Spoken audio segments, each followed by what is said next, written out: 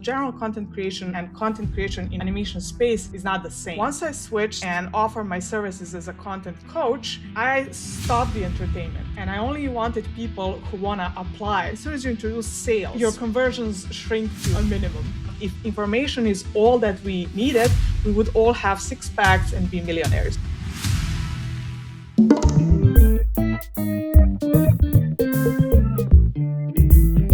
I'm Luciano, and welcome to the Characters of Animation. So we're gonna be talking with interesting characters of the world of animation. Today we have Dragana, and she's a social media specialist with a very solid background in animation. She's worked at large studios like Steamroller, but now she decided to step away from it and help animators leverage social media to get better jobs and better offers and better clients. So without further ado, remember to like and subscribe, and let's get on. I wanted to start this with thanking you and asking you a little bit very brief a story of your career. Like how did you get where you are right now, and where do you start? All right, so first off, I'm a content coach for animators and studios building their IPs on social media. But before that, I was a 3D animator with 10 plus years in animation industry, visual effects, and gaming. And 2 years ago, I switched to content creation space. So now I'm basically advising and consulting with studios and small teams who want to use content to get clients, get funding, or just start building their IPs online. Very cool. So you were an animator until not long ago, and now you've switched full Yes, time to be a yes, content advisor. yes, Oh, yes. interesting. How did that switch come to be? So I was doing it part time. So this is my seventh month of doing it, actually, the actual consulting. Mm-hmm. But the content creation on itself, I started 2 years ago when I started promoting my short film. Mm-hmm. That's when it all started. So as I was kind of falling in love with content and marketing and everything to do really nichely with animation, because general content creation and content creation in animation space is not the same. Mm-hmm. There are some different rules how to market and brand it and raise the hype of your product versus how would you do it in like a regular with a regular creators or influencers. So that started with my film, and slowly I phased out of actual animation, and I always felt like I could do more and I could offer more to animation community and to other animators than just animation. And my contract at Steamroller was expiring. I was always somehow 1 foot already out, so that was like a perfect lineup to take the courage and actually do this full time, because it actually took off when I first started in October with my first group, then with my second group, and then individual one-on-one consulting with studios. So I was like, if I'm not going to do it, try it now. So that's how it all came to be. That's a big jump. I love that. Okay, and so what do you think are one of the main differences of a content creator for a niche so specific like animation in general? Mhm. Uh, because we have animation content, Mm-hmm. and you don't have to actually show your face at all if you don't want to. So you can actually form a whole brand around your work, around your projects, if you have the capacity to produce that content, of course. Although I do see that the best mix is if you combined personal brand with your projects. That's kind of the best combo. And that's kind of the same thing I did with my short film, because at the beginning, I didn't care where those views are going to come. Are they going to come from just my project page or my personal page? I just want people to hear about the film, not even necessarily see it. Just hear about me, about the Mm. film, and so I can spawn different opportunities from it. And I use Mm. my film basically as a vehicle to start a new life now, which is something you can do as an animator with social media if you know how to use it well and how to plan for the future. If you don't want to work for the next 20 years in a job you don't feel the most fulfilled, Right. um, or any other goals you might have. um, So yeah. This is gonna start feeling like a consulting, because like you know, like I've always been like into social media without really being into social media, right? Mm-hmm. And I wonder a lot about how you leverage that, because Mm-hmm. like Yeah. for one of my short films, freelance, I did a lot of like social media, you know Mm-hmm. uh, uh promotion in different ways. Honestly, I always did what I felt honest and felt kind Mm-hmm. of interesting, like that the stuff that I usually try to look at or enjoy looking at. That's basically what I Mm-hmm. put out Mm-hmm. in content, right? But I don't think it ever leveraged any sort of opportunities around it. Like, I maybe I Mm-hmm. got one call, no, actually two calls. One from Mm-hmm. some guys that had no money and had nothing, and they were just offering. They was like, "Oh yes, invest in doing our project for free." I was like, "No." Mm-hmm. And the other ones, I was so busy with my regular life that I was like, let's take it easy. And then they went with somebody else, which is, Mm-hmm. I get it, it's fine. But I felt like with the pool that it had, as in the amount of people that saw it, like I went Mm-hmm. to parties, like, I don't know, at Disney, and people would recognize me for my short film, right? And I was like, oh, so there is, like, people are actually seeing, my target is actually seeing it. I just don't know where to go from there, Yeah. right? So. So that's a common problem I see with animators who are on social. So you're already at a second step. So you're not someone who is either thinking or afraid of socials. You're already someone who is doing it and Mhm. in the trenches. And your short film, like 2 point something million views, is really an outlier and Mm. not something you can so much engineer in advance or Mhm. plan. Sort of. It's more like it's going to happen or not on YouTube. It depends a lot on the thumbnail and all sort of thing. And yeah, we can go talking about that. But how do you actually take the most advantage of it and opportunity? The reason why I think you didn't get as much opportunity because your content wasn't targeted at anything. It didn't have a target audience and a goal in mind. So for example, when I was promoting my short film, I was talking a lot about, yes, the challenges of making it, Mhm. but I was also giving a value in my shorts for an animator who was watching that. Right. So when I was talking, for example, about, I don't know, animation tips, animators thought I was offering animation classes. And for a Mhm. while, I was toying with the opportunity of actually starting proper animation mentorship. Mhm. And I actually opened a wait list and a ton of people applied. And that's when I realized that if I talk about animation tips, animators are going to come in. Mm. However, once I started talking about what are the challenges about hiring people, managing people, Mm. interviewing artists, paying them, a different audience tuned in.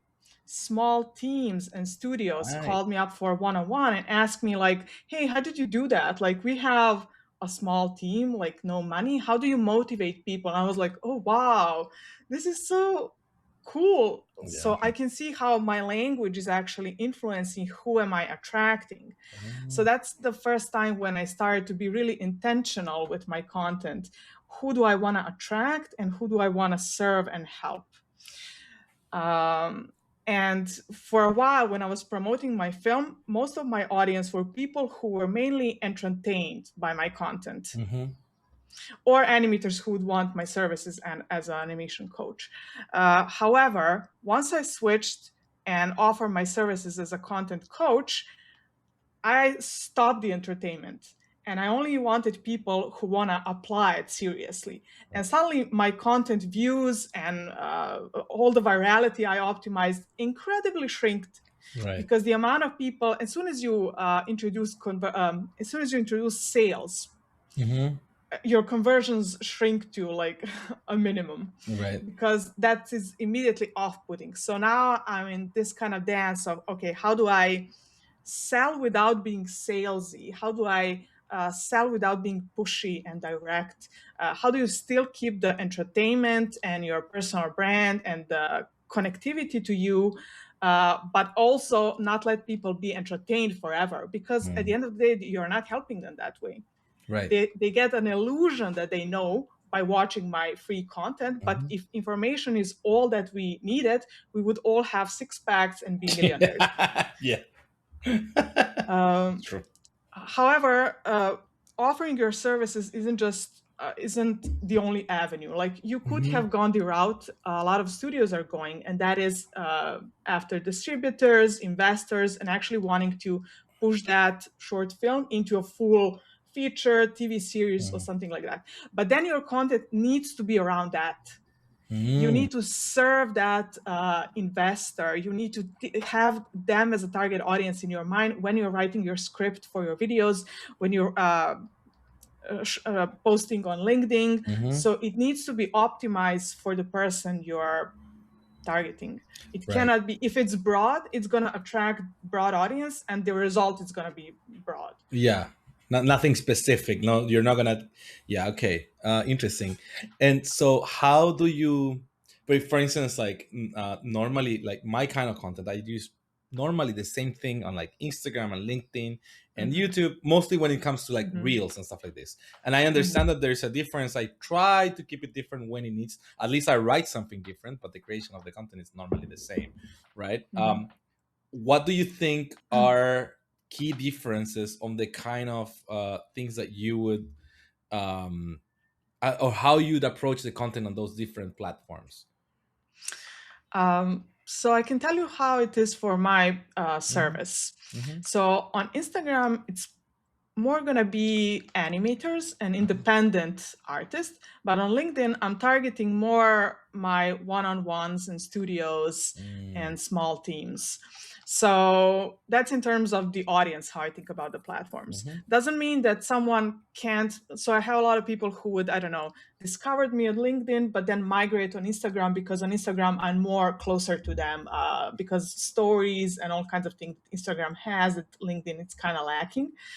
Yeah. Or they discover me on YouTube, but they migrate on LinkedIn. So you never know where they might come from. But just in my head, that's how I'm thinking about psychographic and demographic when it comes to platforms.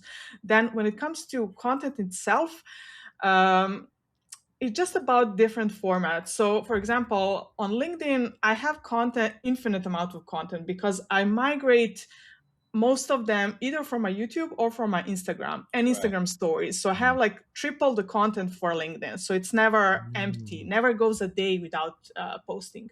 Mm. That's another topic we can talk about, the Yeah. frequency of posts, and how that's way more important than virality of a single post. Interesting. Um, so not every post on LinkedIn needs to be like a gigantic a brain dump philosophy or Yeah. something that you want to value, you want to share something. Mm. It can be just a simple status or a poll, like a Mm. sentence, and to engage people more in the comments, Hmm. because comments on LinkedIn are just like posts. One of my posts had like 8,000 impressions, which Wow. is insane for Wow. a post, for a comment that took like 20 seconds to write. Right. So engaging more with the comments can be so crucial if you're after, I don't know, supervisors, clients, someone in the industry. If you comment in their connections, you can pop in their feed without actually spamming them directly in their DMs.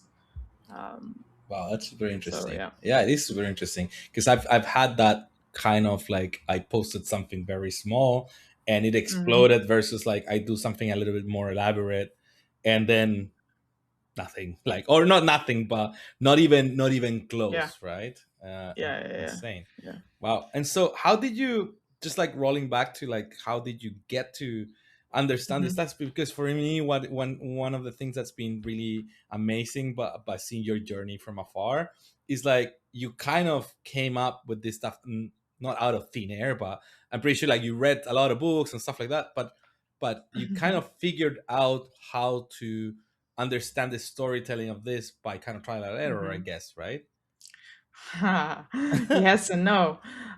You also have to understand that I invested something like, apart from getting the grant and sponsorship from Steamroll Animation, Mm-hmm. I invested something like $40,000 in my own short film. Right. That Wow. was a lever for this online business. Mm-hmm.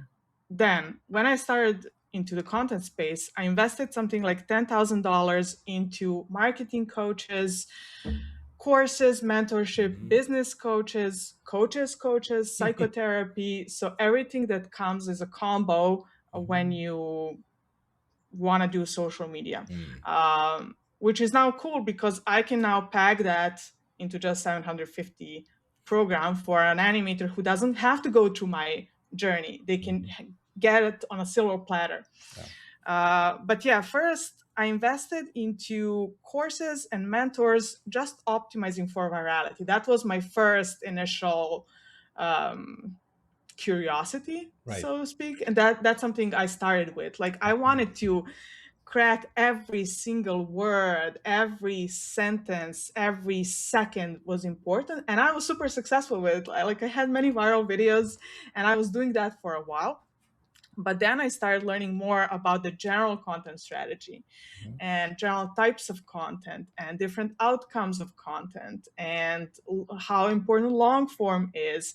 And Mhm. then monetization, how you need to forget about vanity if you want to have more money basically Mm. out of it. So that's where I am now. So I'm actually offering to my clients as well. Like virality is just a tool you can use for a specific reason at a specific time. And Right. you know exactly why you're using it, for whom. But if you're just, doing it just for the sake of doing it without the actual logic behind it, then you're just gonna waste a ton of time and money. And it's fine if you want to pay it that way. We all have to pay it in some way. So Yeah, I mean, and as you say, like it's interesting to understand both sides of it, because from a very viral video you might get some kind of clout, but from mhm, like a smaller video that's focused on your audience, you might get like mhm, people that actually believe in what you're doing and buys your products, yeah, or like even hire you for something. Like yeah, yeah, interestingly enough, like my small audience, I've had found like those situations where like somebody hires me to do a class or stuff like that, mhm, just based on the fact that they've seen my content, right? yeah, yeah. And there, but like because like it's kind of very fairly well focused on animation, and so people in animation tend to know me, right? Yeah, yeah. I mean, you are the face in animation. I don't know anyone who No, doesn't know you. no, that's not possible. That's like Come on, somebody on like NSC, there isn't a single person who doesn't know you. no, no. I'm actually honestly like I'm super low key. I normally hide behind my friends, but I do find every now and then people that have known me from like the YouTube channel or whatever, Hmm. and it's funny because like it's made a long lasting impression somehow. Where like I haven't posted like in almost 2 years. Hmm. I'm right now starting to Hmm. re bring things together, like Hmm. this podcast that I wanted to start doing, and I started doing again tutorials. It just takes so Hmm. long to work on those. Yeah, Also but you security. have a really strong offline brand. I sometimes use you as one of the really good examples of someone who is really good with people.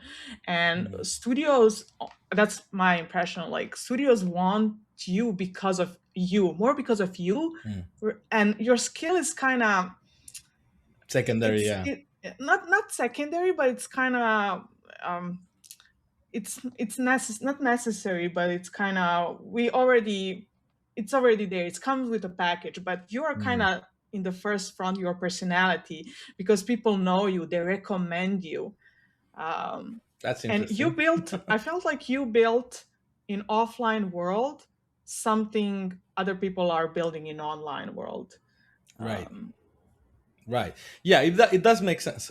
But it's funny because it feels sometimes that like that's what I'm trying to do, and I'm not trying to do anything. This is just who I am. exactly.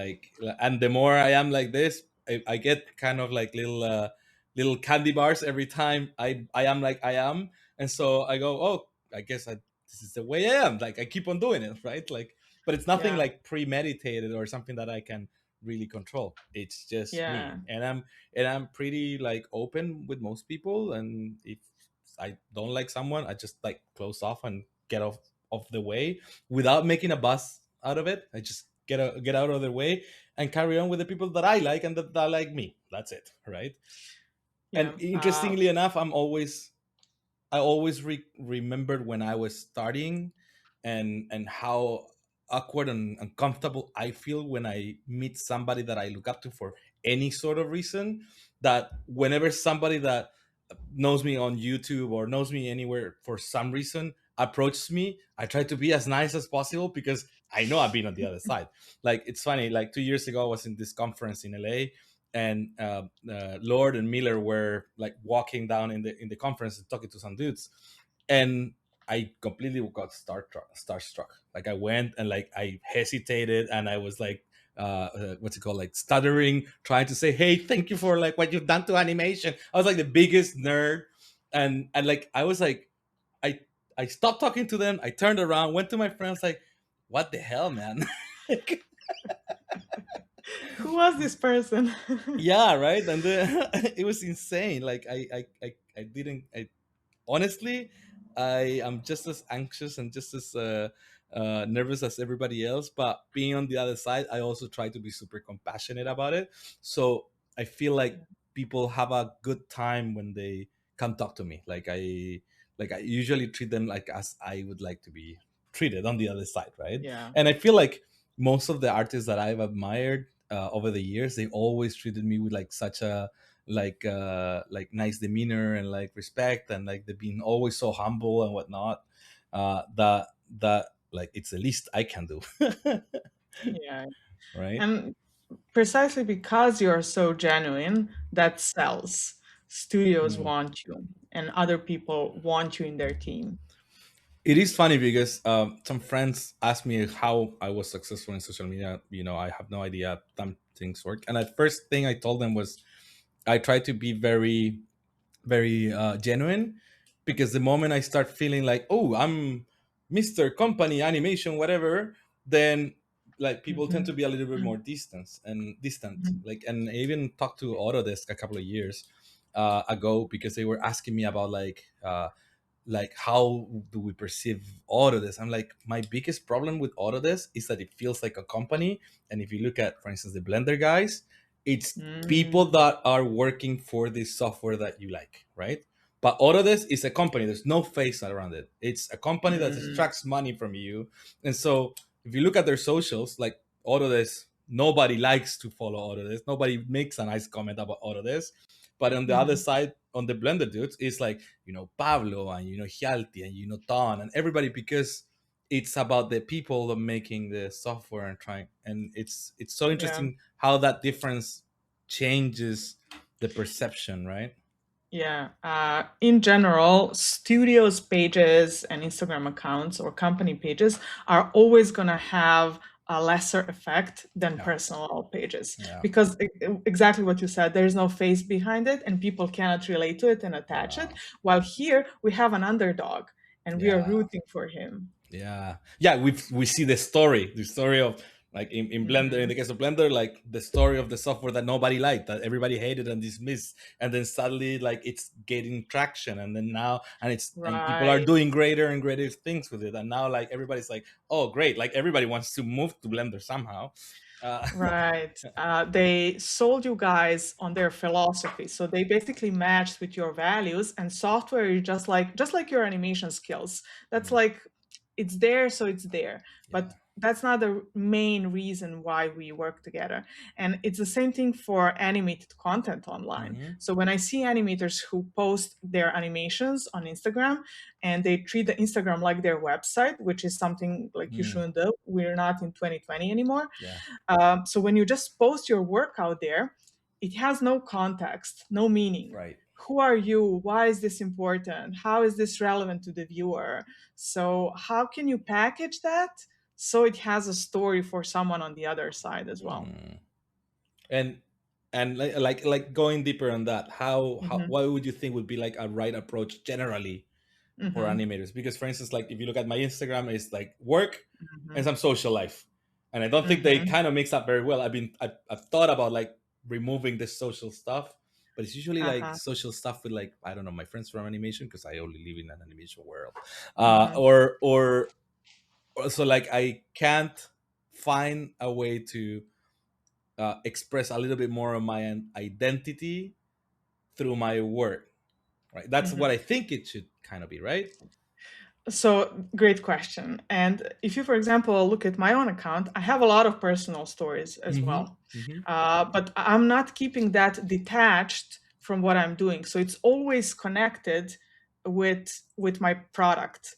So the stories I tell, it's always somehow intertwined that either I'm a coach or I'm doing a program Mm-hmm. or I'm doing a consulting or I'm doing this in content creation. So it's not, so if you share too much of your regular life, like here's where I eat, here's what I Mm. love to do on Sundays, and if you do too much of that, you become an influencer. Right. But then if you do too much of just your animation work and you just say, I am so excited to be working on this project, or I'm honored to work on this show, that is empty, gray, without emotion, without Mm. anything. So it's going to fall flat. Mm. So you need to learn how to bridge those two, Right. that makes sense, that someone, exactly like with the blender example, because someone wants to hire you because just one client who was doing unreal work in my last program. So we were discussing, like, how do you want to position yourself, what type of artist do you want to position yourself as? Do you want to say, I am someone who is going to finish your project no matter what? I am that guy who Mm. is going to come in at the worst possible moment, and I will do 16 hours, but it will be done. And some clients Mm. will want that type of partnership. And you can communicate that through your other lifestyle, like through training or through, I don't know, some other content pillars you can define. So it's all kinds of flow. That's my philosophy. I am someone who you call to save the day. And Right. that can be positive for one type of client, but negative for the other. Yeah. Depends who you want to attract. Mm-hmm. But you can also position yourself as someone who is like, I am not working overtime a minute over the amount you paid me, Yeah. because pa, pa, pa, pa, pa, pa, pa. Right. So you're also attracting clients who respect that and you who Mm. want to pay that. So again, it all depends who is your audience, who do you want to attract. So content needs to be tailored around that. I'm sold. I think I'm gonna have to take your class. Honestly, like I've been wanting to take your class for so long. It's just like it's been. I always have this conflict. Like if you look at my career, I always have this conflict. Do I want to be a better animator? Do I want to take this class or make this short film or like go out and do this and like Mm, whatever? So like because I struggle still, like every animator, I struggle as an animator. I struggle with my skills. Like I'm taking like a lip sync class right now because I'm like I still don't know how to do lip sync. I can do the basics, but right. And so every time I was like, oh man, I'd love to take Dragana's class because that's a long term thinking, right? mhm, Because with the film and like now I'm working on two other films and like we made another small film with my girlfriend. Nothing of the size or ambition, I guess, or maybe yes, but just nothing that is gonna take me 6-7 years to do again. mm, Um, but I've enjoyed the process of storytelling, and in the long term, I discovered that I want to be a director, right? And I want to make mhm, more, hopefully, get paid to do short films. That's the goal, right? And so, mhm, how do I leverage what I've done already, which is the plan, so I can mhm, do more and get paid for them, or like find funding, or mhm. like stuff like that, so I can keep on doing until I get somebody that will pay me for it, right? Right. So we can talk about funding Okay, great. for short films, for example. What I see a lot, just from conversing in DMs with different kind of artists, and that is they think they need to have a full storyboard done, Mm, music, pitch deck, drawings, character designs, something of meat mm, to show up in their Kickstarter video or mm, whatever they're asking for money. But actually, no. What you have right now is enough. So your story, why are you making it? Who are you mm, to make it? Are you credible enough to make it? You know, are, mm. like, how do I trust you to give you even a $20? Right. Will you, be a good producer to get that film till the finish line? Hmm. Um, what is your personal motivation? So talk about, you build your personal brand. Like the best example is Emily, the girl who is doing a vampire, strawberry vampire Kickstarter right now. I'm not sure if you follow Sounds that on familiar, but LinkedIn. I'm not sure. No.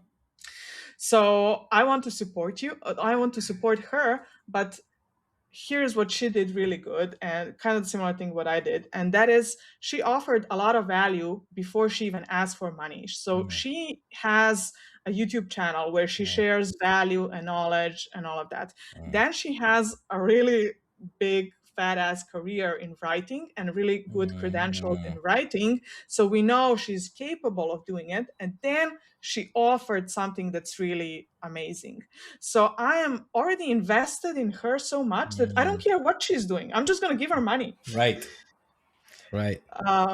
So now, how do you want to start building your brand without burning all your time and energy into content? That's a separate conversation. You don't Right. need to do YouTube long like you're doing now with tutorials. You can do Hmm. something else. Like I was doing shorts. So it Hmm. doesn't matter really. It's more like how do you connect with your audience? Who is your audience? Um, Yeah, to be honest, like the you doing tutorials and all this stuff for me, it's like it's a way to bring value as well. It's just like mhm, some things I obviously there's some tips I can give in 30 seconds, and some things I need to go long and hard, and I mhm, do value that myself as an audience, because I want mhm, it, just like with my films in a way. I want to do something that I like watching, and mhm. so it's kind of reciprocal. I still do shorts and stuff like that, with like making off of, like, I don't know, projects that I worked on and whatnot, and hopefully out of these longer projects I can dissect little tips that can help, like, make those shorts that will also bring value in a short form, right? Yes, because if you've seen on her example, and I've seen talking with some clients that market is Hmm. asking more for unfinished storyboard raw stories Mm, than final polished pieces. right. So they want more entertainment content and less Marvel Oh movies. yeah. And so, Mm, how can you optimize what you already have into mhm, something that's going to keep them entertaining and fall in love with you? mm. Yeah, yeah. In fact, I've noticed that, for instance, when I do shorts about my short film, like freelance, Hmm. the Hmm. ones that pick up the most are the ones where I show storyboards and, like, I mean, story versus final animation or something like that, Yeah. way more than when I just show a part of the film. Like, Yeah, by yeah, far, yeah, even if yeah, it's the funniest bit or yeah, whatever, yeah, yeah, by far, like, very easily, which is super yeah. interesting, because I've always advocated for that. Like, even in YouTube, like, I used to try to advise some friends that, like we're just starting on it, and they tend to, like, try to do the best drawing and it's super pretty and spend thousands of hours, and they post it and nobody watches it. And I was like, show the process. People want to see Hmm. you behind the curtain, not just the Yeah. final thing. Show me how you're making it, because I enjoy doing that. Like, since a kid I was watching making offs. That's what I do today still, right? Hmm. And so I think that you're very, very right on that. Like, I this is something that I actually learned watching your stuff, like Hmm. watching how you're this dissecting things into what's the process, into what the problems are. And I think that's very interesting. Wait. So, before we continue this conversation, which is absolutely fantastic, I wanted to remind you that if you want to help the channel, like and subscribe, and you can also get something from our affiliate links. That's it. Let's carry on with the conversation. Hmm. Let me dive slightly to another, like, side Hmm. topic. So, you finished your film last year, was it? Um, well, no, the film is gonna be out now in May. Oh, okay. Yeah, it's not done yet. What are you lacking to finish? What are you, like, final sound right now, or like? No, we're actually in final compositing for one last shot that was left. But the animation part was done 2 years ago, just when I started. Mhm, I had more time to not do animation anymore and mhm. do more content. But yeah, it's going to be out in May if everything goes to plan. Can you tell me a little bit about what the film is about? Because I've only seen a couple of Mhm. shots of the horse and the girl. That's it. Right. Well, it's about that. It's like a girl with a horse. Yes, you're the girl Yes, on the horse, right? And you were on the obviously. horse of animation, and now you switch horses. Actually, I was doing voiceover for it, so it's gonna be super hilarious when you hear it. That's gonna be great. But yeah, the story is about a girl who wants to, I don't know, try and find a new path for herself. And Hmm. when I started doing it 5 years ago, I had no idea what the story is, what is a story. I Hmm. just had a feeling I wanted to plop something out of me. Nice. And for the longest time, like I kid you not, up until 2.5 years ago, I had no idea how it's gonna end. Mm. And then it wasn't until one of our concept artists, Estelle Porterat from Steamroller, Mhm. basically did a concept design, a sketch for it. I was like, that's it. Now it all makes sense. Thank you. But what I know now and what I'm teaching now through writing in shorts is you start from the ending first Mm. and then you just make the start the opposite, which is something I didn't know back then. But still, it makes sense. Interesting. Yeah, Uh, honestly, like, I always have that same kind of premise. I don't necessarily yeah. start with the ending, but I start with the start and start on the end first.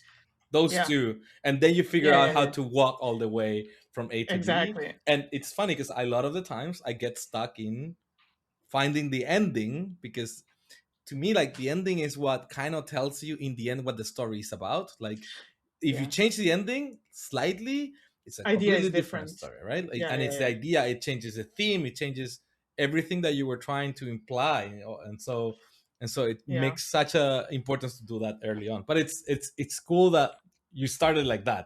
You started not even knowing where you were gonna end, Yeah, right? and the reason why I even started doing the short film because I wanted to trade that short film for a supervisor's position, because that Ooh. was my logic, how I progressed in my career, Hmm. how I basically always stepped up to a better studio, better salary, and how I got the lead position. I Hmm. always traded something I had, which something for something they valued. So as Hmm. soon as I become a lead, I started thinking, huh, how do I prepare for my next step up? Nice. I didn't just want to wait for them to promote me to be a Of course. supervisor. I wanted to offer something In like you're on a return. market and you want to exchange. Yeah, because the idea was if they see how can I manage a team of people and produce a quality content, they would see that like a resume for a supervisor. Right. Yeah. That was the idea 5 years ago. However, once I started doing content, that goal changed completely. Interesting. So I stopped wanting that supervisor's position and I stopped wanting to be um, not in animation space, but working from 9 to 5. I wanted Mm-hmm. more autonomy over my time and energy. And I saw that my interests were diverging in so many different directions, and there isn't a box for me in any studio. Mm-hmm. And that I was burning inside Mm. with even resentment because I couldn't share what I wanted to share. I couldn't do what I wanted to do. And I noticed that that resentment is going to kill me. So I Mm. either have to do something about it or just shut up about it.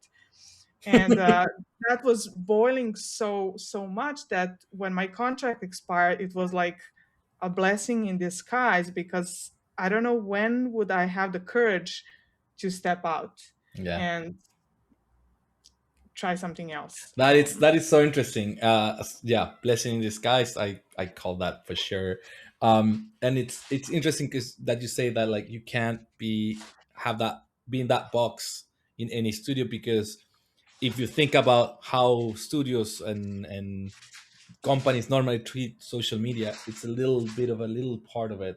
So it's not enough for you to fulfill what you want and your full potential. But if you do this little part for lots of studios and lots of people, then you get to contribute a lot more to everyone else. And then I guess that's like a fulfillment type, right? And also you get to choose whether you want to work with someone or not. It's like where you Yeah. want to, like if Disney approaches you and you go like, you know what, I don't want to do your movie, but I want to do like the Netflix one or whatever, right? Like, it gives you that Yeah. opening to, like, you're not completely contracted by one person. You get to choose what you believe in as well. Yeah. I just want to point out that it's not like it's a resentment towards a studio or any particular No, yeah. studio because I understand that they, or any studio, they don't find the value in No. it. So you always have to figure out who are the people who find that valuable and sell that to them, instead Mm-hmm. of, like, for example, if you wanted to sell me, Luciano, guitar lessons, but I'm like, no, I want to do yoga, but you're like, piano lessons are the way to go. And so we can fight until infinity and beyond. Yeah. Although I have to say, like, being in Steamroller Mm-hmm. basically groomed me Mm-hmm. for entrepreneurship, Nice. because they're the kind of studio where they will train you in many other ways that are not animation related, like how to give feedback, deal with a team, Ah. do all sort of side initiatives in the studio, and kind of develop where you want to develop and be the best you can be. So they allowed that space for me. So if you can get in a studio like that, Mm. that's the best for you, because that's where you can see where what you are made of and Yeah. what you can do. That is very interesting. um, You were very long there, like 7 years, no? six Six six years. Wow. Yeah. And yeah, it's an interesting also place to work because I think there is an office, but nobody works at the office, right? You guys all work remote. There is an office, but yeah, a lot of people is remote. How do you find that being fully remote help you develop these skills? Because I feel like Hmm. it probably makes it easier to develop extra skills when you're not in studio because you're not wasting time at the studio. But also, I think Mm. it impacts my experience with the people at the studio, right? Because I don't think there was other animators in, for instance, in your city, Hmm. right? From this, and so it impacts like how I relate to the human side of the studio. But it's great because it lets me be myself and do my own thing. So it kind of encourages, as you say, to be a little bit more entrepreneurial. Like it gives you more autonomy, even though your job itself doesn't give you that autonomy. But you have like a little bit more of like leeway with your time, I would guess. No. I wouldn't say it's the remote thing. It's them. They Okay. have Right. the type of people and the culture that it's Mm. very nurturing for artists. So they're very invested um, in every In the single people. part. Okay, that's great. Yeah. Um, Going back to your film, what is the plan with the film? Are you, because Hmm. I mean, originally you started just wanting to explode Hmm. this thing, like get this thing out that you had, Hmm. right? Now is it a feel that you're trying to get into festivals? Are you just want to No. put it on YouTube? Did you find a deal with a TV company or with Netflix for them to put it on their platform? What's the approach here? So as far as I'm concerned, the outcome of the film is already done, Yeah. because it gave me a new life. Mm-hmm. So whatever happens from now on with the film is a bonus. Right. Mm-hmm. I don't have any plans to develop it into anything further than that. I Mm-hmm. just plan to use it as a vehicle for my coaching. That's it. Right. It's interesting because I had a similar thing with my short film. Like one of the original reasons I wanted to do it is because obviously I had to tell this story that people hadn't told, and I was like, well, Yes. I just have to do it, right? Which is, I think, the right reason to make a short film. There's no other reason to make a short Yeah. film because the work is so monumental and the amount of time that you spend and everything. Uh, but then the fact that the film went well, audition like audience Yeah. wise, that sparked more ideas and stuff, but like, Mhm. or more wants in my head of what I wanted it to make. But when it was done, as you said, like that's what I wanted. I wanted the experience of doing a short film, right? That's Yeah. what I wanted to leave. Like the whole process of like doing it with friends, like Yeah. talking about it, like people being interested in it, like all of that, like going through problems. I fought with some of my best friends like during like middle of the film, like we had like, but there were so many experiences that I learned as a human, right, to Yeah. become a better professional, a better animator, a better artist. Had the experience of directing. I was like, okay, that's pretty cool, right? And so I'm wondering like if there's, so for you now it's going to be like your kind of part of your brand, right? Like, Yeah. and do you have any more films that you like feel like you want to tell? Because you are a I don't storyteller. know. We'll see. Right now, I'm taking a pause with animation a bit. Mm-hmm. I want to do more writing and Mm. content creation. I mean, writing is content creation. Yeah. So more of that, more teaching, more of that, and then we'll see if I feel a calling again for animation, I'll come back. So it's always going to be open door. Wow. But I wanted to, My yeah, heart to hurts a mention. little bit because it's so strange to hear like a friend that I've known for so long that's always been so passionate about animation, like going like I'm gonna step out of animation and see if I have the call again. It like Mhm. it's not that it's I hurt because it's like it's so weird to me. It feels like a little bit of a loss, but I know that you're everybody has their own journey and you're going to the new journey that's exciting for you, right? Mhm.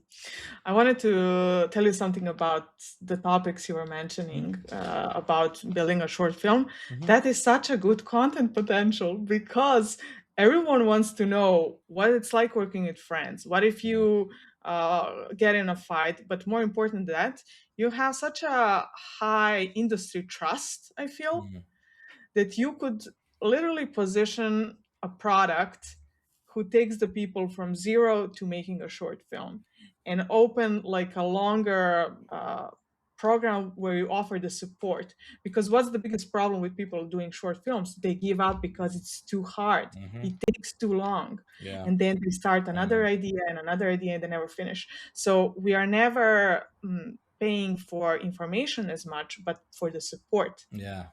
and for accountability It's and so commitment. it's so beautiful you mentioned this because I used to teach in universities back home like Mhm. years and years ago, Okay. and I used to teach like animation basics and introduction to Maya and introduction to Blender, blah blah Did blah. you like that? I did, but the class I enjoyed the most was like in traditional universities, like aside from like the classes they have like a main kind of workshop where like in art Hmm. schools normally, right, Hmm. where you kind of put together everything to like for that one that has the most credits and whatever whatever.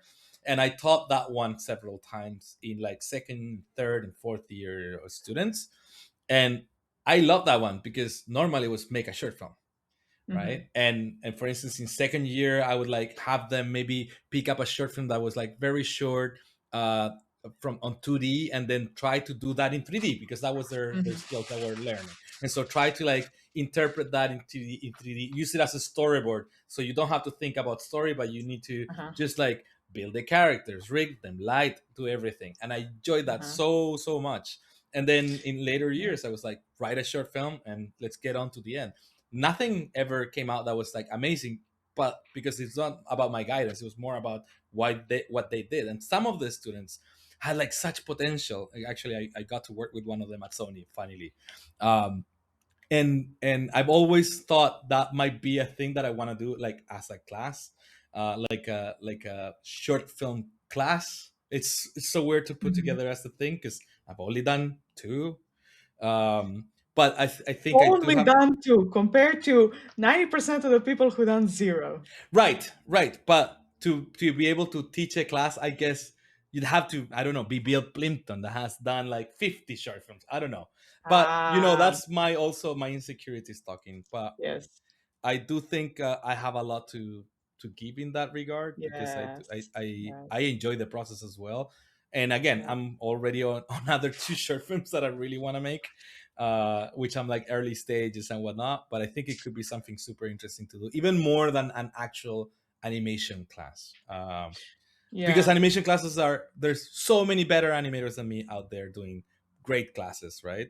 Um, But so more importantly than that, animation classes where you just give a review to someone, it's becoming not obsolete, but so many people are doing it, it yeah, becomes um, commoditized. It's commoditized, yeah. yes. But you are someone who is not just an animator. So you are kind of like a jack of all trades. So you know how to manage your time, tell a story, Mhm. work with people, get people to work for you for free. So you're ignoring that huge networking part. Mhm. Uh, so you have so many pipeline knowledge and people skills knowledge. And that's way more important than just animation, Mm. because you know how to get something done, a product done. Also, you know how to apply to festivals, how to communicate with the studio who is maybe rendering your shots. So you're overlooking all these other things that are animators asking themselves, where do I even start, how do I x y z. Yeah. Yeah, I'll give it a deeper thought, and I'll talk to you about it because I like the idea. I think it's something that also, like, I see so many people that have potential, that have wanted to make a short film, that have something cooking in their heads for a long time, and with a little bit of a push they just move forward. Like, Mm, I got a couple of friends of work that they're like, oh, I'd love to make a short film, and they start telling me their ideas, and they're amazing. And I'm like, mm, I started joining a friend on this venture. He wanted to do this short film of a guy that, like, it's like a construction worker, and he handles the cranes and whatever. And so he's like a very scruffy, like, like ugly, hairy, like very squarish guy. And you see him walking and like scratching his ass, and he gets into the what do you call, the crane. And like, as he starts making the machine go, then every like some like classical music starts flowing, and then the machine starts dancing, like the like a ballet dancer kind of thing. And so you just see everything in silhouette, like. And I'm like imagining this short film, I'm like amazed by it. It's like, it's such a great concept of like anybody, when they're getting to like their flow, just does beauty. It's kind of like a dance, and then he finishes playing his thing, and like, and his dance and whatever, and he just turns off and goes back into his normal life and continues going on. Like mm. I think there's so many cool ideas out there that are not done just because people don't do it, or Yeah, sometimes they forget, or life gets in the way. And I think that would be yeah. so cool, a cool thing to help. I think if something that would uh, help me be more fulfilled, because I feel I'm pretty fulfilled, but the even more fulfilled is to be able to help people do their own Mm, things as well. Like, because I yeah, love when yeah. I get to engage with people and help them push so they can do their things that they want to do. That's amazing. Yeah, that was kind of my thing as well. I was contemplating on the deeper idea, why do I even want to do this thing? Mm. And because I see so much potential with content and how you can monetize it or use it as a leverage for exactly that, to get more of your free time to do what you actually want to do. Yeah, well, now you're gonna get full time to do more of what you actually want to do, which is it's pretty amazing. It's also like it's great to see that you're taking this leap in a way, forcefully but also expectedly. I guess you were waiting for this moment, and now you're like full on. And so, how's things looking for you from like now on? Like, you're okay, you're stopping Mhm. animation for a bit, you're gonna be consulting, I guess. How many companies are you consulting right now, for instance? So I have three studios. I'm consulting one on one, and then Hmm. I'm launching my third cohort in May. Nice. So in between batches, I'm usually doing one-on-ones for people who are under NDAs or just don't want to come in a group and are more comfortable and just want a more individualized Hmm. uh, approach. And then group, of course, has its own benefits because you hear questions that you wouldn't even thought about asking. Yeah.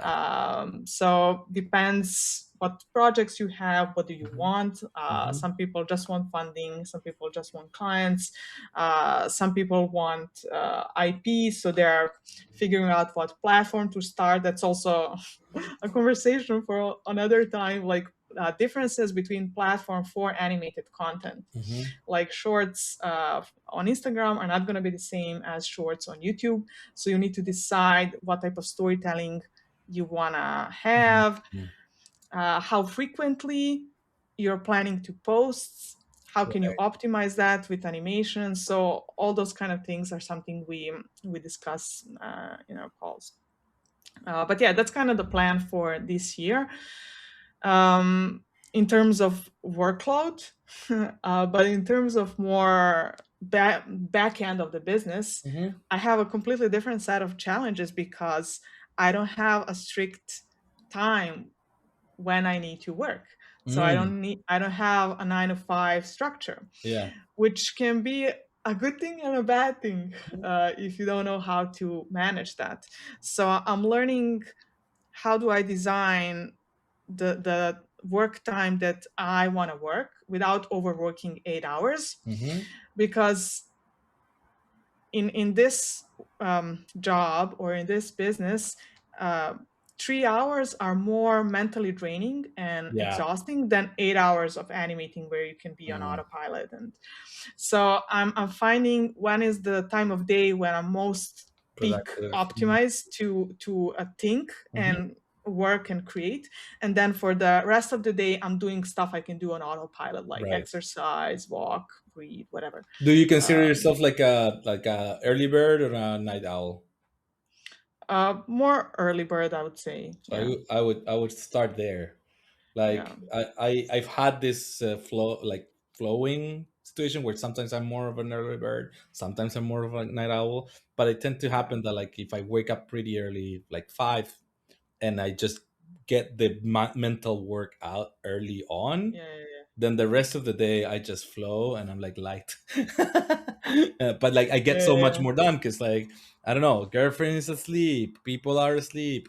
I mean, obviously yeah. depending if you have people that are different time zones and whatever, but like most of the time people will not call you. The city's gonna be Mhm. asleep, so everything's gonna be quiet. I feel like that helps a ton. Yeah. Yeah, I mean, that's why I like social media and this space in general, because nothing will push you to grow so much and work on your own head and mindset and development than posting, exposing yourself, taking some of that responsibility. Because if I were to stay, and I know that through my whole career, I wouldn't have to get a coach or a therapist because I wouldn't have triggered some of the triggers that happen when you show up online, Mm. because the triggers are primal brain of people judging you, laughing, mean comments. You form all kinds of thoughts and images in your head that if you don't clear that up on a weekly basis, either with a coach or in a group coaching mentorship like I'm doing with my artist, Hmm. like if you don't have a space where you clear that clutter out, it's Hmm. gonna stop you so fast. Mm. Yeah, yeah, I And can. then 6 months you're not gonna show up, and then on a 7th month you're gonna post a little, and then again clutter happens, and then again 8 months not. So it's a cycle you never escape. So yeah, depends if you want to hide and not grow, or if you want to suffer a little bit and see what you're made of and how far can you go. It's interesting. Yeah, you've mentioned this, like the see what you're made of. It's so it's cool because it's. I feel like the biggest thing that we face constantly in life is challenging ourselves, and sometimes, and we when we stop growing is because we stop challenging ourselves. And some people suffer a lot by challenging themselves, and they just want to stay in that comfortable Mm. position, but that comfortable position that never lasts, because if there's one thing that is constant is that things change. Yeah, So yeah, when you stay in that comfortable position forever, it's gonna change. Eventually it's gonna be more painful than you keep challenging yeah. yourself and like confronting new ideas and new things. um where where do you see, because since 2025, 2020, and sorry, since 2020 and 2015, and now there's huge difference on Mm. how content in social media has been created, delivered, even monetized. Where do you think that's going? So that's true. I mean, there are a lot more people. Yeah. on social media. Time. So, hey. Well, if you really want to help the channel, please like and subscribe. Remember, we have a store with a lot of affiliate links and some of our products of our own. And without further ado, let's just get back into it. So every artist or small business, like my, I don't know, makeup artist would have a full Instagram page and Mhm. market themselves. Someone who wouldn't have it before, now they're full on. So there are a lot more people, but I still think we are in a pretty early stage when it comes to animation industry. I feel like Mhm. as a whole, we are lacking Mhm. for social media in general, for Mhm. content. I still don't see that many artists out there specifically optimizing their content for socials, Mhm. which is a good thing Yeah. because clients are out there. Mhm. And even if the clients are not, users are out there, so you need to create some sort of value for them. They would somehow pay you, um, which is a good thing because there still isn't a lot of competition, so to speak. And even if it is, we are in the interest graph, which means people, doesn't matter who you follow anymore, Mhm. but who are you interested in, what type of content you're interested. Like I Mhm. can Yeah. people on my feed are popping up, but I never click the follow button. Right. So Yeah, but if you it's like the it content that's similar to theirs, you'll be fed that because exactly, yeah. exactly. Mm. So collecting followers, like, Bambi points in a game, doesn't matter anymore. Mm. All it matters is optimizing that content for a specific target audience who is gonna watch it no matter what, Mm. because it's addressing their pain points, their desires. So if you know how to communicate that to animation clients, you Mhm. can build a really, really strong personal brand. So you don't have to suffer in between gigs, in between jobs. Mm. Because when you say a stable job, Doesn't exist. Not anymore. I mean, in yeah, any area, doesn't really matter. Like there's no such things, yeah, I know. right?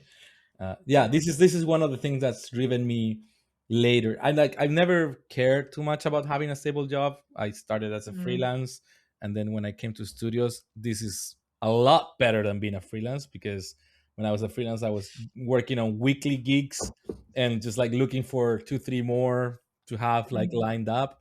And now I basically have at least 6 months often in a studio before I have to like I Yeah, start looking at the moment I get in, but like it's far away and I have to find the next one barely, right? And it's often really yeah. hard. So Yeah, I think the future of at least independent animators, like I mhm, see their income more diversified. So yeah. it's not going to come just from a single big studio, but they're going to have a backload of potential clients based on their personal brand. Mm. And then if they're doing something on the side, like animated IP or something like that, they can definitely go into merchant licensing or brand deals. So I feel like different avenue streams for someone with our skill set.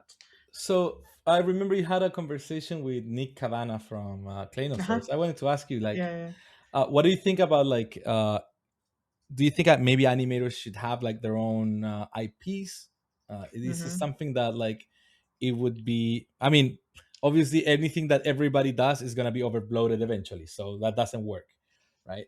But um, should animators maybe try? I've always had this character, Mm-hmm. the Lollipop Man, Mm-hmm. and I don't think it's like a character that will ever get a series or anything. But I love the concept of Mm-hmm. having a character that is part of the brand that is like Mm-hmm. to make films, to teach with it and whatever.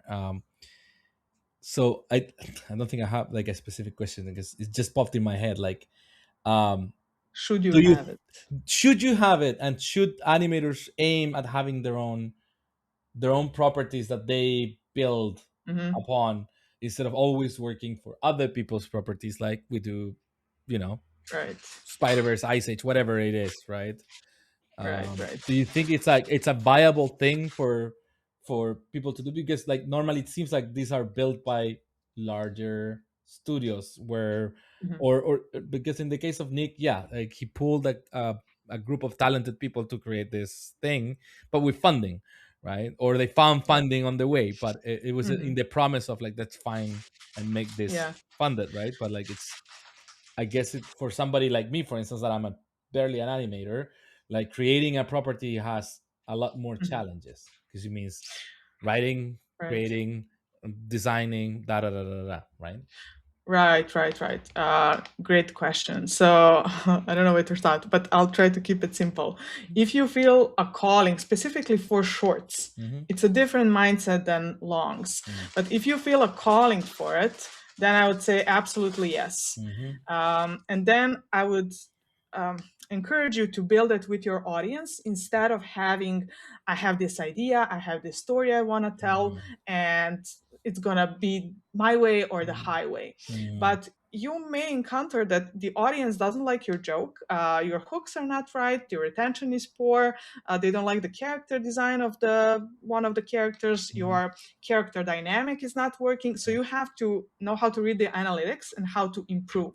Also, again, per platform, because YouTube is more storytelling driven. So it's Mm-hmm. more like, um, once upon a time there was a princess, Mm-hmm. and Instagram is more like a snapshot of a mood, something like me when X, Y, Z, a Right. princess when. So Instagram is like a giant emoji platform where the content is like emoji you want to send to your friend because it has that DM messaging feature that YouTube doesn't. Mm-hmm. So how you consume content directly affects how content is made, and that needs to start from the beginning. Mm-hmm. Of course, you can ignore all of that and throw spaghetti at wall and hope for the best. Yeah. That can work. I have a client who is doing something like that right now. However, they are a slightly bigger studio and they can afford to basically do a batch of 6 months, uploading once a week and seeing what sticks. Mm. And let's analyze the data, what works, what Mm. doesn't. Also, when you start having more content, you start having conversation. What type of brand do we want to have? Do we want to be more serious or more comedic? And Mm. so there are gradients of how you want to again build a brand. Right. um, and there's also a big third element, and that is time optimization with animation. So how can you upload every week? Mm. Because if it's any lower than that, then you don't have enough data and the result you're going to see in 2 years. Right. So you need to have Mm. something that's like a How do you build animation factory. to be able to like do content Exactly. every week, right?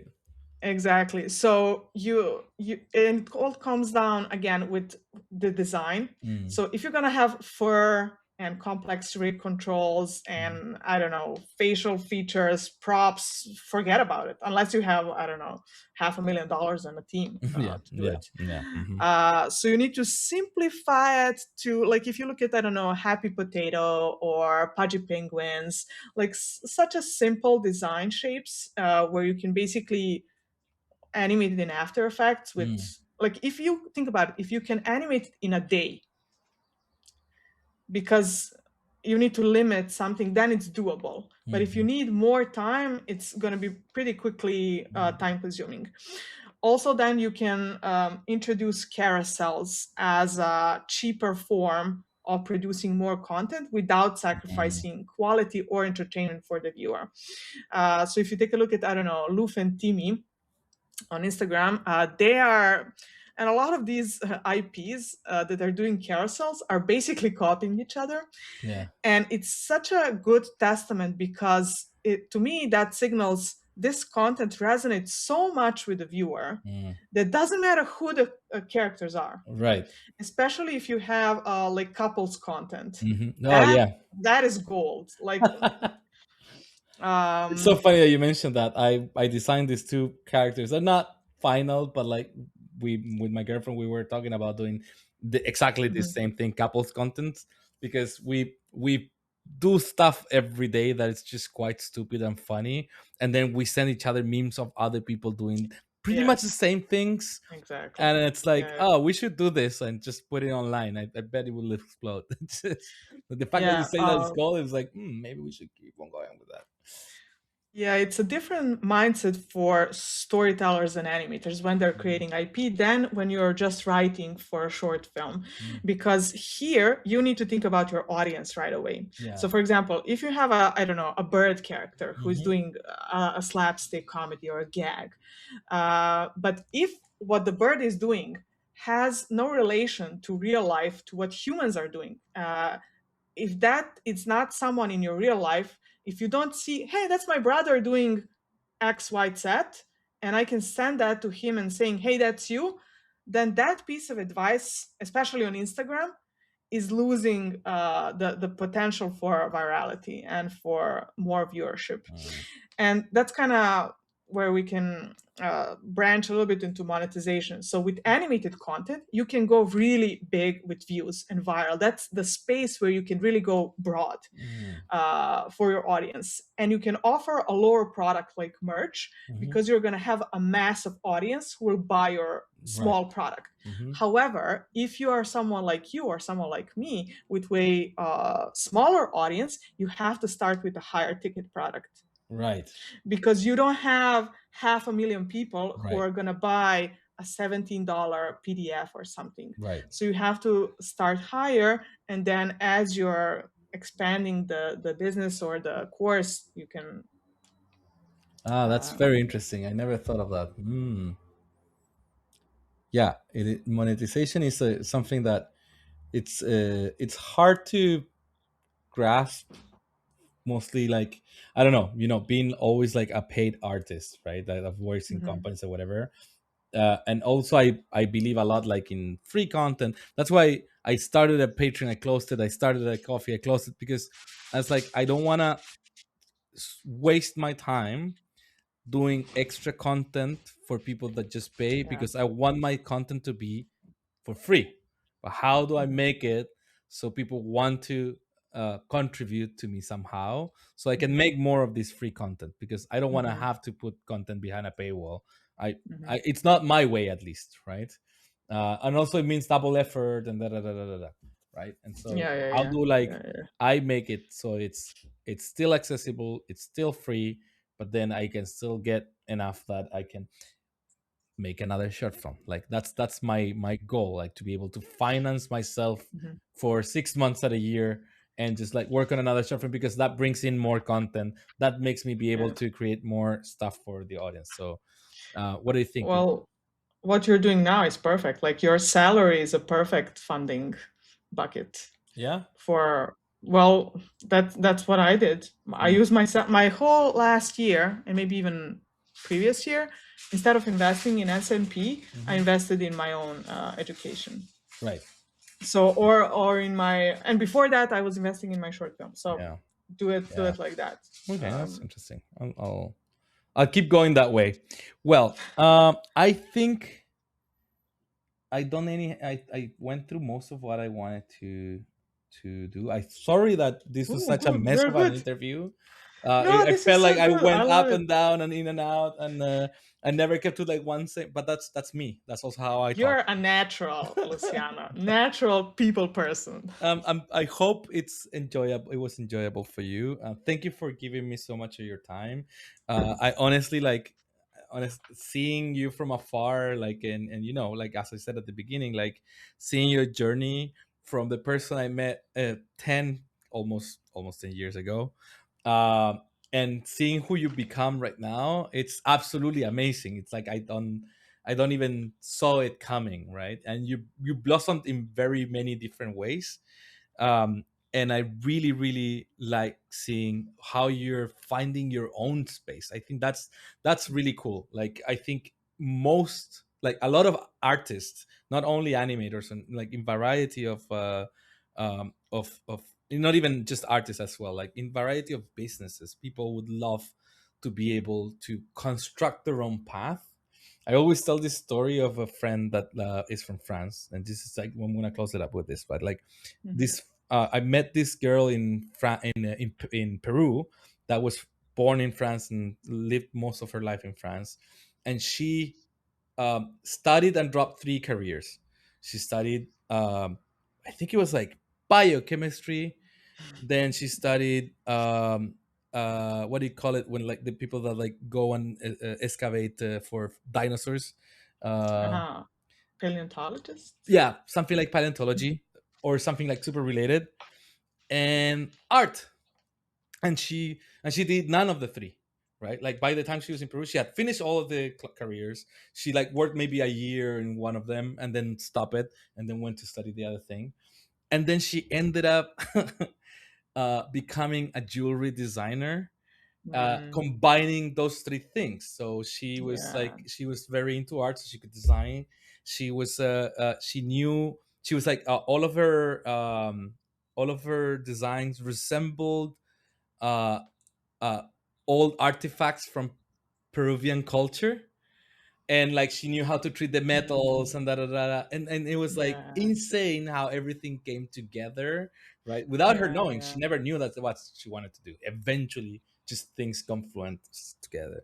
And I think like this is what you were saying before, like when you work at a place like Steamroller that allows you to have space to grow in Yeah. whatever way you want Direction. to go, man, Yeah.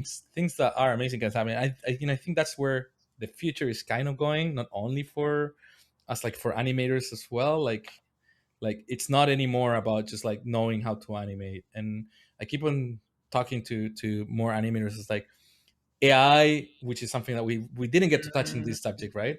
But yeah. AI is gonna change how we work, and Mm-hmm. it's definitely right now it's still not done it yet, and people are getting laid off for the wrong reason and whatever.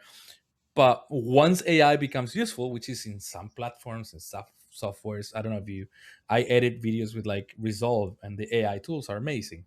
Like it's just one click to do something that before it was like hours of Yeah. tweaking, right?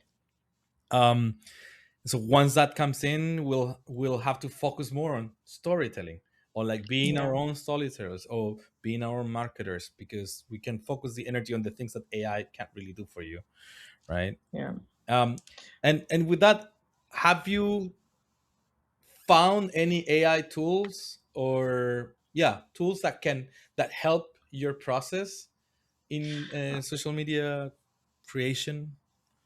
No, not at the moment, but doesn't mean I won't try something in the Oh future. I'm not yeah. against it, so I'm completely up for it. But yeah, the more animation is becoming more commoditized and Hmm. the more people can use it, that means the price of each worker is going to go lower. Yeah. So how can you set yourself apart from just your skills? And Hmm. that is always going to be you. Hmm. It's always going to be your story, Yeah. how you differentiate. I just want to end with something. Thank you for inviting me, and I just have to say that a lot of my journey was actually trickled by you and Marion when we first met in Oh. Czech Republic, because I came there and that's where I first met someone working for Framestore or Sony, or I don't know for who we were working back then. But you guys were kind of like the first people from the big studio I met live. And that's the first time my brain shifted, like, oh my God, this is possible for me Mm. too, because they're like me. And I think that's so important when you have that switch in your head and you see it's possible Yeah. to do something so unthinkable before. And having met you and Marion inspired me later to get my European passport, learn Hungarian for 2 years, and get a job at MPC. Wow. And then after MPC, Steamroller, and I'm here. So it was all because of you. Oh my god, that's so. Oh man, it's so funny because we all have those moments in a different way, right? Like the fact is, I wasn't working for a big studio then. I got my job at Framestore that Yes, week yes, that we were yes. there, I right? remember. Yeah. And that was like the first time I was like, oh shit, right? And I've also like as we were talking before, like I remember my own journey. And you know, I'm from also a small country, Chile, in the middle of Mm, nowhere, where like coming even anywhere in Europe or here takes 15 hours at the very least, right? If you can afford it. And so and so I also like had that same kind of thing of like I met mm, someone that was like in a big studio, and I was yeah. like, and they're just normal and goofy and Yeah. stupid like I am. So that Yes. means maybe I can do that too. Yes. Thank you for that. That Yes. means a ton, honestly. Yeah. It's so cool. Um, yeah, it's cool how our paths are somehow intertwined during these past Uh, 10 years. We always meet each other somewhere. yeah. Well, So, I'm yeah. hoping to see you in Annecy. Are you coming Hmm. this year? Not this year. I'm Oh, actually moving to another city, so I'm in the middle of renovation, apartments, building. So it's a whole different thing. So new maybe stage next in year. life. New stage in life. Yeah, Well, yeah. I definitely hope to see you next year. Then it's always fun to hang out, and that's another reason I go there. Mhm. You think like people know me in Annecy because I'm famous? It's only because I've been going to Annecy for now Yes, they should 11 have your months. face on their billboards. I want to one day. They, first, they need to take my film to be presented at the festival. Yes. One day, if they take one, but I'm gonna carve a face of myself somewhere. Because like I one of the more fun experience that I did. I don't know if you managed to get there. Like when we finished the short film and didn't get selected, I just Hmm. brought like a tiny projector, like I know, I remember. Yeah. yeah, remember? And like we played it in Yeah. the street, and that was just so amazing because we it was not about showing the film like in the festival necessarily. It was about enjoying the experience of watching the film with friends, right? Yeah. And so yeah, no, that's it's cool. Yeah. Your gift, Luciano, is to gather people. People keep on telling me that I just don't know what to do, how to do it, and how to leverage it to do How to make something money better. from it. Yeah, exactly. No, but you know, and this is the thing that keeps on happening. Like now, people when the sun starts coming out, like these days, people go like, "So when are we gonna have a meeting at the beach?" I'm like, you know, the beach is free, like it's open. You can just do it. But Yeah. I have to go and go. Okay, guys, let's go to the beach on Friday. So we're starting to prepare for that time. Anyways, I'm gonna stop the recording. Thank you so much. Thank you so much. It's been amazing. I'm gonna do the best in my power to make any sort of what do you call it? Uh, to give it the proper edit that this requires to like make it the best possible interview, because I really enjoyed it. I really enjoyed talking with you, and I think you also gave us so much important and interesting information that um, I don't think you can get anywhere besides your class, basically. So thank you for giving us so much of it, because I know like it costs money. So uh, Yeah, thank you for having me, and I'm glad. I hope it was useful, and I'll see you soon somewhere, I'm sure. that was amazing, right? So, if you want to hear other conversations with interesting people, like when Sally Shoddy created his short film Watermelon Girl, just click right here and remember to like and subscribe and see me next time.